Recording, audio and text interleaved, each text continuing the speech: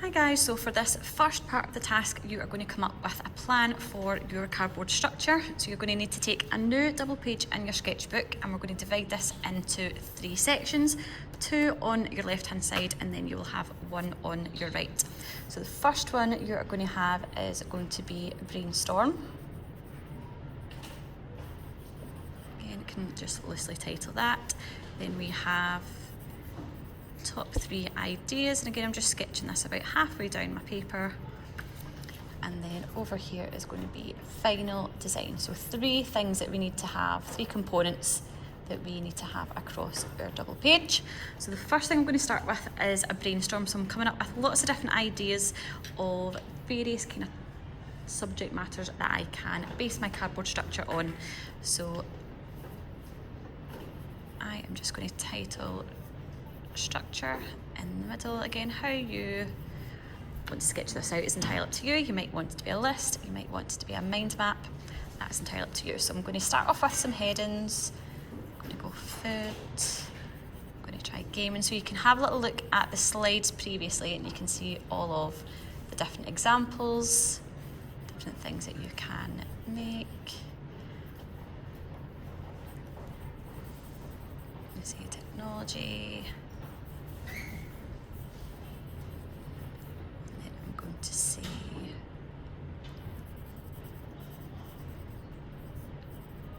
and that is going to be art supply. So I'm looking at 4 different kind of genres.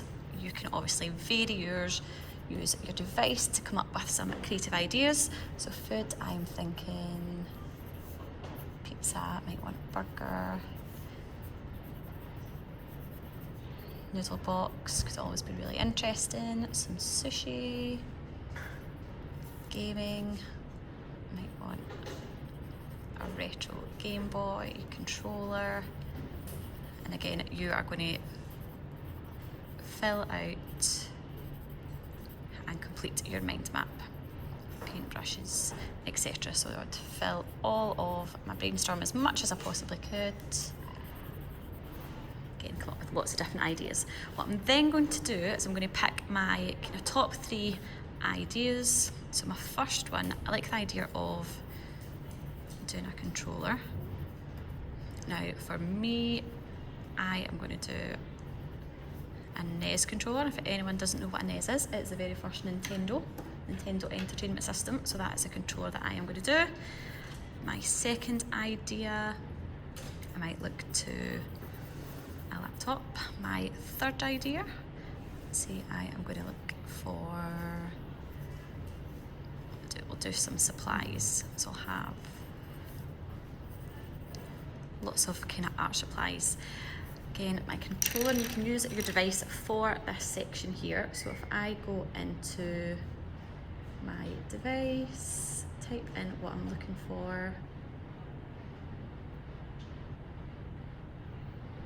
and just to give you a little bit of context as to what it is I'm looking at, this here is a NES controller. So very retro, came out in 1986 for anyone that cares to know.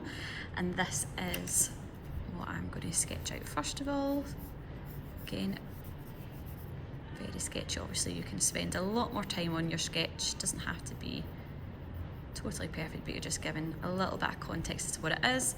I might then want to do my laptop, think about case, cursor, what elements I could have on here, what's going to be on my screen. Might even want to have a 3D relief on my screen, by that like a 3D picture. Art supplies, it might want it to be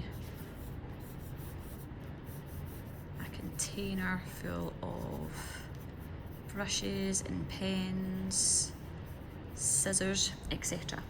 Obviously again, spending a little bit more time on it than what I have here. You should have something that looks like this. So you can see on this one here, I've got a few different ideas.